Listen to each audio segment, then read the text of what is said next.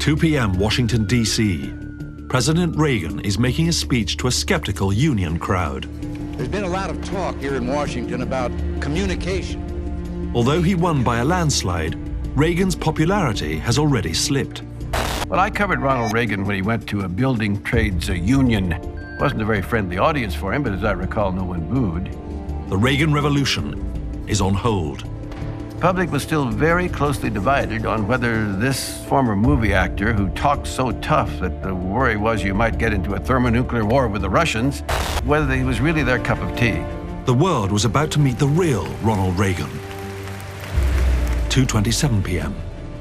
Outside the Washington Hilton, the big 3 U.S. networks' news cameras are rolling.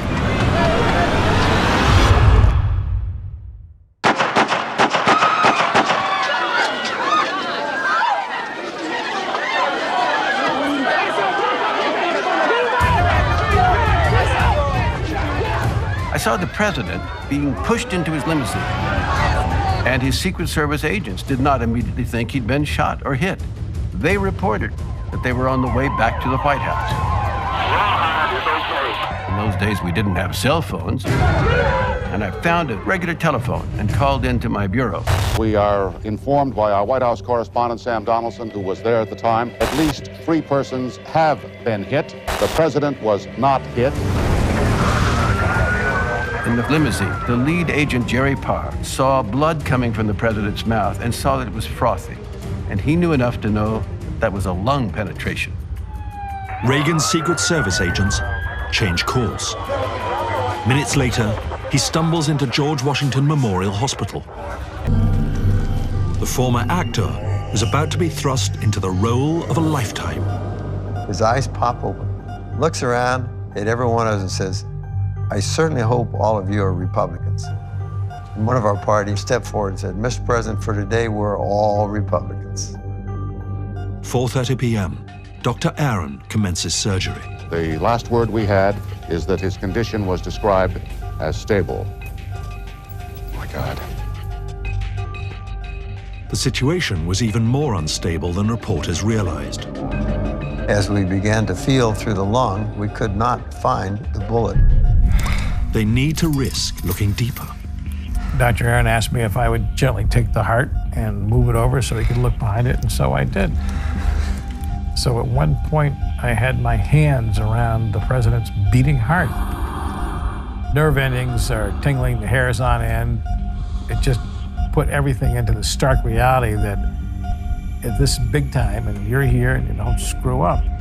Beyond that, we know very little, and the fact that they're setting up a press center here. As much information as we can. Is Dr. Benjamin Aaron, who's Recapitulate, it's been one awful afternoon.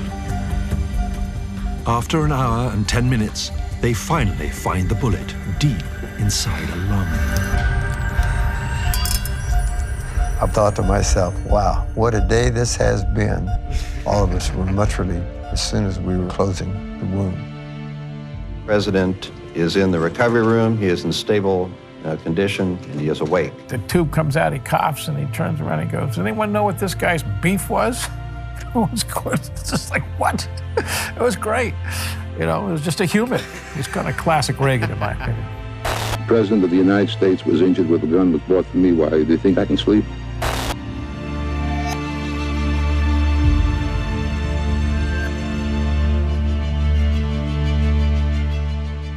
Mr. Reagan could be out of the hospital and back in the White House by the end of this week. His condition is described as good, and the doctors are optimistic. April 11th, the president comes home.